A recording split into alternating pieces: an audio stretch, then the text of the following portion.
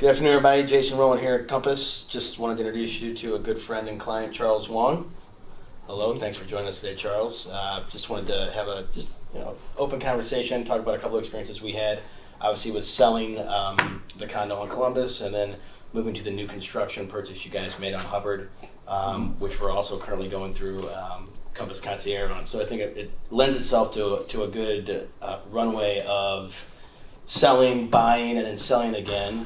What was unique markets in both situations, and I think it was, we can start from the very beginning of Columbus and kind of walk through. That was super unique for me as well because, I think there was like at one point 16 listings within the building. Right. And majority of those were the same bed bath count that we were trying to sell as well. And we weren't the very top floor, we weren't the very lowest floor, but it was a very unique. You have to price it extremely accurately for movement, or people are just going to go shopping somewhere else in the building. We were in the spring too. It wasn't like, obviously, it would have been much worse if it was in the dead of winter, but still 16 units trying to move was extremely difficult. We managed to do it, priced it right, stayed aggressive. Again, and there's a lot of other tactics you can use when you're on the 3 or 4 or 6 unit building on the north side of Chicago, because you can have an open house. You can't have really open houses there, or you can't at least broadcast them to the public. So it was challenging. We got through that. It was very, very challenging. Yeah. I'm surprised that it went as quickly as it did. Yeah. Because just the building itself was purchased right after the House of Cards fell, essentially about 08, 09, when market prices were just taking a dip, and we had that Great Recession. So it was a good opportunity to buy. The building itself was a rental unit, a rental condominium, a rental that converted to a condominium. So we had a mixture of renters and owners in the building. And it was, nice, cozy, 1-bedroom, 1-bath apartment. But like you said, there were 16 other units for sale. And the condo really made it a point not to give people the opportunity to advertise that units were going for sale. So when you guys came for an open house, you couldn't even put up a sign anywhere in the building saying there's an open house or anything like that. So it really worked against us. And on top of that, we were at unit 1804, and the unit below was vacant and selling for 50 to 60 grand below what we were listing ours at. Yeah. And it was the same exact setup, maybe just different cabinets and different appliances. It's the same tier, so it's the same square footage. It's the same tier, yeah. So that was really stressful, because then they'd put in for a new construction home, and then we were going out of the country too. So a lot of things were kind of working against us within the time frame, but we just said, let's put our faith in this, and we got it sold. Yeah. And I remember we were at O'Hare, and you gave me that call. You're like, hey, we had this offer. The counter was accepted. I'm like, great. I need to fix something in the place, and you were able to take care of that for me while I was away and out of the country. So it was great success, and pulled it off. It wasn't, I do have a toolbox, and we were able to put things together real quick and make that little edit. But it wasn't, by any means, we weren't moving walls, but definitely got done. And more concerning for the inspection, right? Because you want to make sure those are all taken care of. Right. And, it appears that, and it was just an hour of work, whatever. It was fine, but so you fast forward from that, incredibly stressful situation into your new construction purchase, which when we walked through it was concrete floors and just studs. Yes. Up on the wall. So that we made a lot of selections. There was a lot to go through. Your first time doing that, obviously, and a lot to learn. Yeah, there was a lot to it. It was a lot to learn. I think it was helpful to kind of set the expectation for us that, even though it's new construction, you're going to have issues. It's not going to be perfect. When we looked at the drawings of the place, it looked incredible, but you were first to point out that it's right next to a highway. So that was kind of the focus for us, was to look and see if it was livable from the standpoint of it's right next to the highway, but there's all this traffic, researching ways to mitigate some of that noise.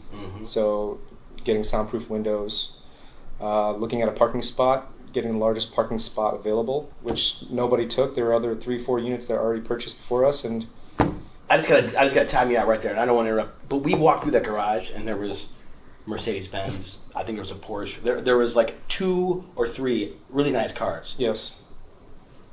Not parked in the biggest parking spot. No. An easy ask. You saw how it was an ask, and that's all it was an ask. It was a very easy ask. Yeah. And yeah, you were very much involved in the process. Any questions we had, probably kind of had too many questions, but you're happy to answer them. And if you didn't know the answer, you'd get the answer. So that's what you can only hope for from an agent, is that that's what you guys are there for. And you did a great job helping us out. Yeah, it was good. I mean that and now we're a couple years past that, and now we're looking to move it on the market as well, which here we are introducing a new platform, Compass Concierge, and able to for those of you who aren't familiar, is what we're doing with Compass Concierge platform is if there's edits to make as far as upgrades or things you want to do to spruce up the home for selling, we allow to provide capital to those sellers at zero cost to them up front. So when they go to the closing table, that money they spend, 5, 10, 20, 50, whatever $1,000 it is, to obviously you can do it from a very low end staging cost, cleaning, painting, or you can do it from a very high end remodeling kitchens, bathrooms, etc. We were able to front those costs to the homeowner, and then obviously take nothing from them from a percentage standpoint. Right. At the closing, that money's taken out from the delta, and it's all good. So it just alleviates any issues on the upfront cash liquidation side, and we're able to do some things, which is good. It's essentially a card, and we can allows you as homeowners to buy paint, buy light fixtures, plants, whatever it is to spruce up the place to get it ready to sell, allows the homeowner to do that and not to come out of pocket themselves, which is great. Yeah, for us it's fantastic. Especially even if you have like an investment property and all your cash is tied up and you're waiting for the proceeds to roll over into your next investment, and it's a good way to say this is like a no interest loan for you that you can take and spruce up the place so that it's more appealing to the buyers out there. Yeah. And so I think that's really great, and it doesn't cost you any interest or anything like that. So it's a good strategy, a good idea for the concierge. So obviously very early on in the stage. Right now we're just doing some planning. All that money just came through, so we're working with some contractors to get some bids and get everything lined up. So these next couple of weeks will be getting that work done, and hopefully late March, early April, we'll be to the market with fresh new product, new photos, and obviously spruced up for the market. I think will really add value. Yeah, it's kind of weird that it's another interesting time for selling. With the Great Recession and now with the coronavirus and the markets being very volatile and taking 7-point hits, it's going to be interesting to see. Yeah, interesting to see where it hit a circuit breaker. So it'll be interesting to see what happens with it. But we are early to the market, and we are having a couple showings here and there, and so taking the feedback from the people who went to the open houses and to the showings and applying it so you can spruce up the place and hopefully get it sold. So. And I think that goes with just being a very active seller and an active broker, right?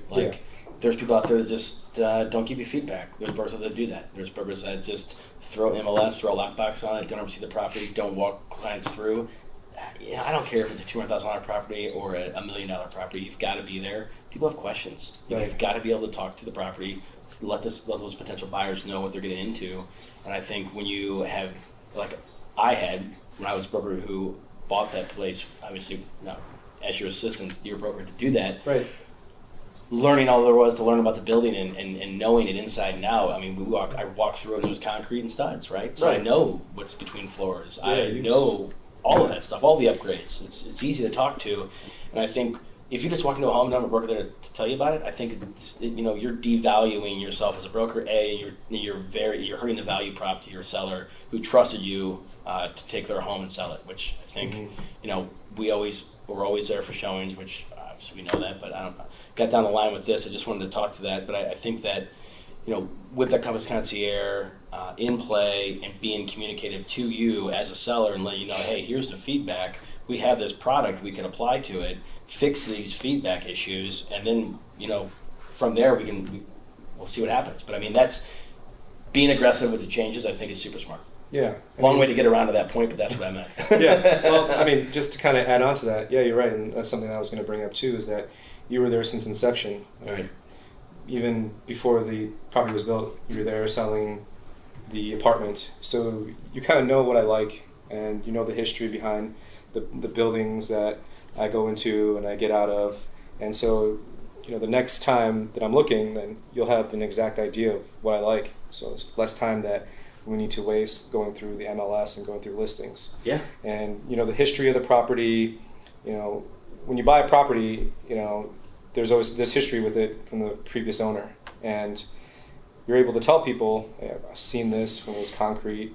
I know the neighborhood. I know the comps. I know, at this point in time, how many units were available that were comps in the neighborhood, what has changed in the neighborhood. And as you know, as we've seen that, there's a different type of competition versus the last property that we saw that was sold, that there's new construction popping up that is priced lower than what we purchased. 5 blocks west. Yeah, what we purchased ours with. So there are different challenges that you're very upfront with, and I think that's important for a seller to understand what the challenges are and not have a broker that just feeds them, hey, this is going to be great, we'll sell this in no time, but really get down to the details and say, these are the challenges we're facing, and we have to understand that, and we have to adjust with what the market is going to tell us. Yeah, I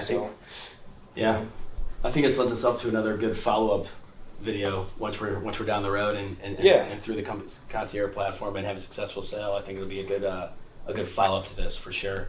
Well, that's fantastic. I think that those were all good points, and it's been an interesting ride, but we've managed to succeed at every stop. So this one will be no different, and we're in the process right now of that one. But and I got to get some airtime for Umami Q here, so I want to give you some floor here and tell everybody what we got going on. For those of you who don't know, Charles is an amazing smoker of meats, an amazing chef, and he's done wonderful things with food, including bringing a brisket that's got about, I think, a scrap left up in the cutting board. There's some scraps left up there. So I think that tell us a little about that, about what he's doing. Yeah, so we're a catering company looking to start we do some pop-ups, and we're looking to get into the restaurant space. We do all things smoked, so smoked Wagyu brisket, smoked fried chicken. Look out for us on social media, Umami Q. We're at umamiq.com, and we're also on Instagram. It's UMAMICUE. Right there. Perfect. Well, thanks so much for coming in today, Charles. Really appreciate it. And we'll do it again soon, man. Good stuff. Yes, sir. All right. Thank you. Take care. Yes. That's a wrap.